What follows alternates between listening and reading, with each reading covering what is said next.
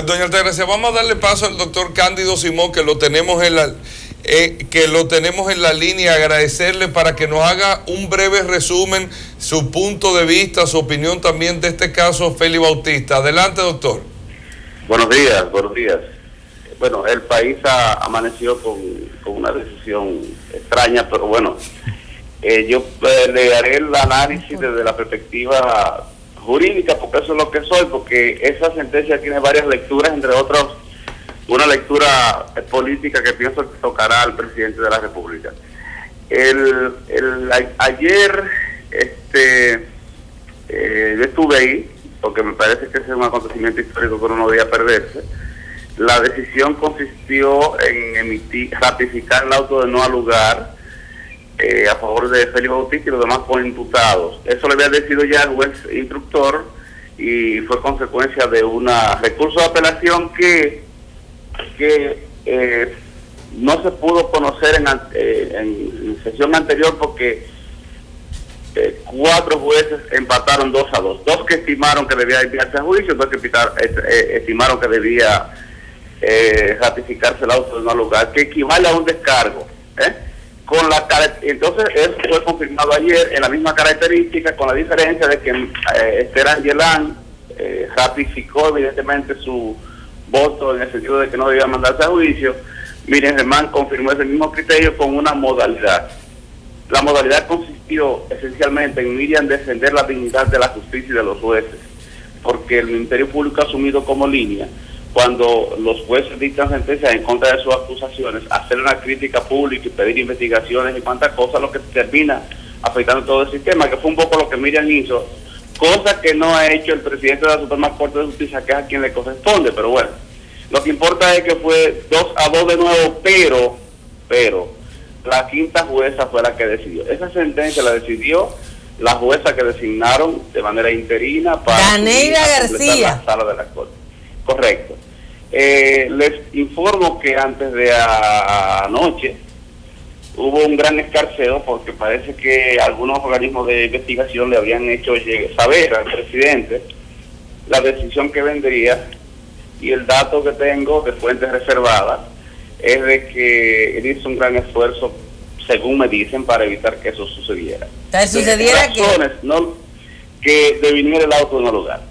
Esta es una primicia que les doy. De razones, miren, si bien ese proceso, digamos que desde el punto de vista político, que es a donde se me estoy ahora, aunque no soy bueno en eso, afectó el liderazgo y popularidad del doctor Leonel Fernández, que yo pienso fue incluso un componente importante para que él no fuera el candidato a la presidencia, en la contienda interna que había en el momento que se estaba conociendo, el emitir el auto no lugar en favor de Félix Bautista, yo pienso que afectó mucho el liderazgo del doctor Leonel Fernández y le tocó la decisión. Esta vez, yo pienso que va a tocarle al presidente porque él es el candidato del partido. Y mucha gente va a asumir que esto fue como consecuencia del acuerdo entre él y el doctor Fernández, para él pasar su postulación de manera pacífica. ¿Por qué? Porque hay muchos datos, algunos especulativos, de que se hicieron muchas gestiones para designar un juez que tuviera demasiada trascendencia, pero que pudiese ser más accesible para ratificar el auto. En definitiva, mira, en blanco y negro, la decisión de ayer dependió de la quinta jueza, como yo le llamo.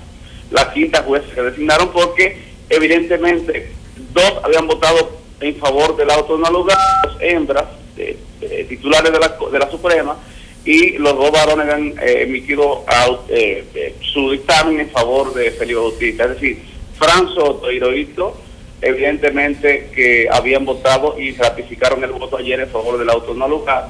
Miriam Angelán, en el sentido de que sí se enviara a juicio, y entonces la quinta jueza designada evidentemente se sumó a los 2 que habían votado en favor de él. Ese es el escarceo, el resumen de los contenidos. Ahora ya en cuanto a la sentencia, habría que hacer un análisis más sosegado, más profundo.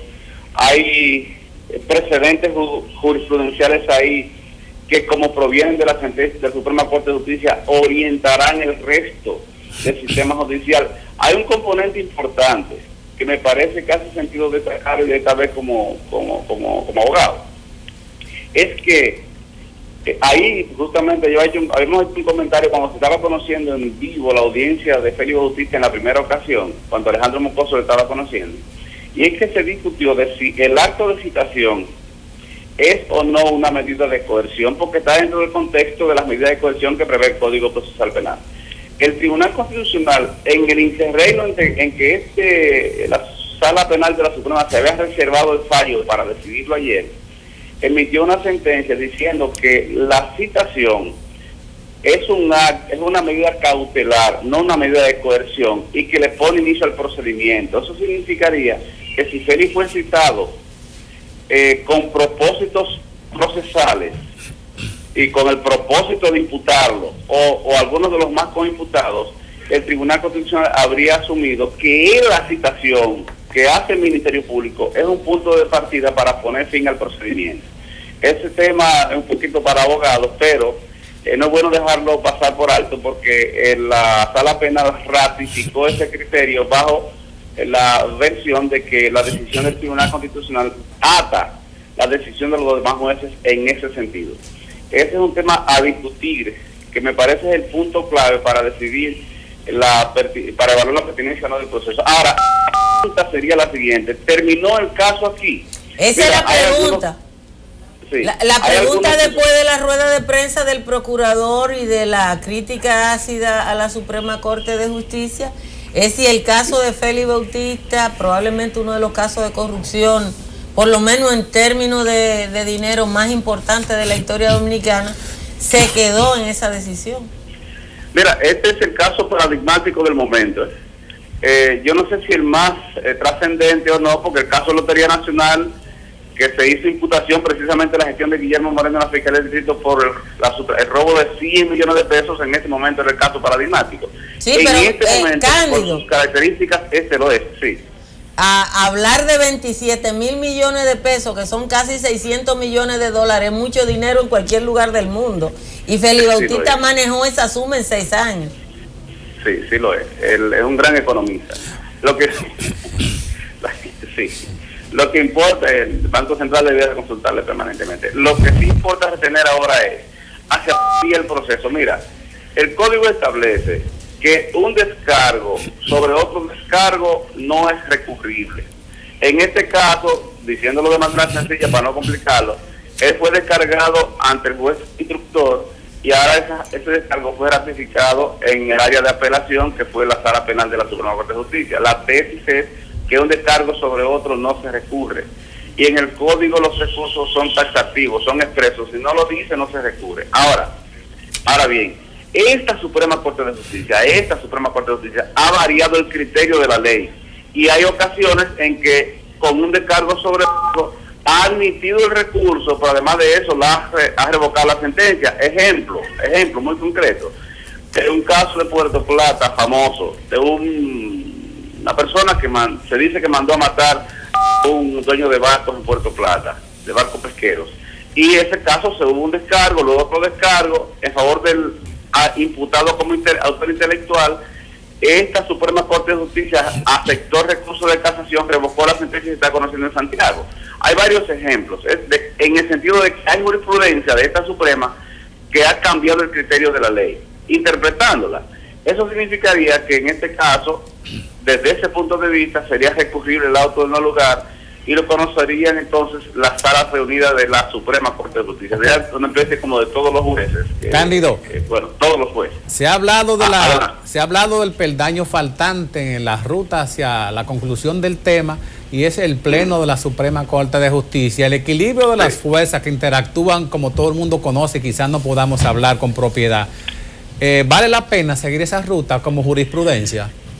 Si tú me preguntaras a mí, si yo fuese el Procurador General de la República, tendría un criterio. Ahora, lo que sí me parece es que en función de las circunstancias extrajudiciales, con el presidente de la República como candidato del partido donde Félix es secretario de organización y muy aliado del otro líder del partido, lo más probable es que el Procurador General de la República asuma que cumplió su papel y que no hay expectativa y que en consecuencia, porque esas cortes, no digo que todos, pero obviamente las altas cortes, incluyendo la Suprema Corte de Justicia, fueron designadas presidiendo el Consejo Nacional de la Judicatura ese otro líder, y además Félix se sabe que tuvo bastante incidencia en el proceso de selección de sus jueces. Sí, el imputado principal aquí. Entonces no se ven muchas expectativas de que el Pleno vaya a admitir eso. Otro componente importante es que cuando se interpone un recurso de casación, en gestión de Subero Isa, él se asignó el criterio de que tiene la facultad de declarar inadmisible el presidente de la Suprema el recurso de casación en determinadas circunstancias en materia penal. Eso significaría que con esos precedentes, este proceso iría a las manos del presidente de la Suprema Corte de Justicia hoy, Mariano Germán, que podría decidir administrativamente, criterio con el que no estoy de acuerdo, pero hay precedentes, podría decidir si admite o no admite recurso de casación. Es decir, esto iría en principio a las manos de Mariano Germán para decidir si lo pasa o no lo pasa al Pleno. Entonces, desde ese punto de vista, yo no veo muchas expectativas de que pueda tener sentido que cruce al Pleno y que revoquen esa decisión en estas circunstancias. Ahora bien, vamos a verlo en otra perspectiva. El presidente del Consejo Nacional de la Judicatura hoy no es el doctor Leonel Fernández, que conformó esa sala, esa corte, sino el licenciado Danilo Medina, que es el presidente de la República. Y parece que va a volver a hacerlo, a continuar haciéndolo si gana la presidencia de nuevo. Entonces, eso significaría que en el proceso de revisión de la designación de estos jueces, que ya se le vence a un término, podría en ese momento estar siendo presidente del Consejo que los designa, él o los ratifica, los sustituye el licenciado Medina, de manera que desde ese punto de vista juega un papel importante la visión que tenga el presidente de la República, porque jurídicamente la Constitución y las leyes le atribuyen facultades para decidir si esa corte continúa o no continúa, y hay mucha gente mirando al espejo, bueno, de manera en sede judicial. Doctor Simón, de manera que sí. Sí, concluya la idea, excúsame. No, de manera que, visto ese panorama así, y dicho de manera muy rápida, no sé si se entendió bien, lo que importa son tres cosas. Número uno, que esa sentencia tocará evidentemente la posición pública del candidato del partido de gobierno, que es el presidente de la República. Bueno, muchísimas gracias. Va a opinar que la afecta. Y además, déjame terminar la idea con esto muy concreto. Sí. Yo pienso que el sistema de justicia, la credibilidad social del sistema de justicia, la legitimidad va a resultar suficientemente afectada, más afectada de lo que está con esa decisión. Bueno, muchísimas gracias al doctor Cálido Simón, abogado en ejercicio de los tribunales de la República, que siempre está en la mejor disposición de hacerse presente aquí en la cobertura y de responder la llamada y responder todas las preguntas que les hacen. Muchísimas gracias, doctor Simón. Tenga buenos días.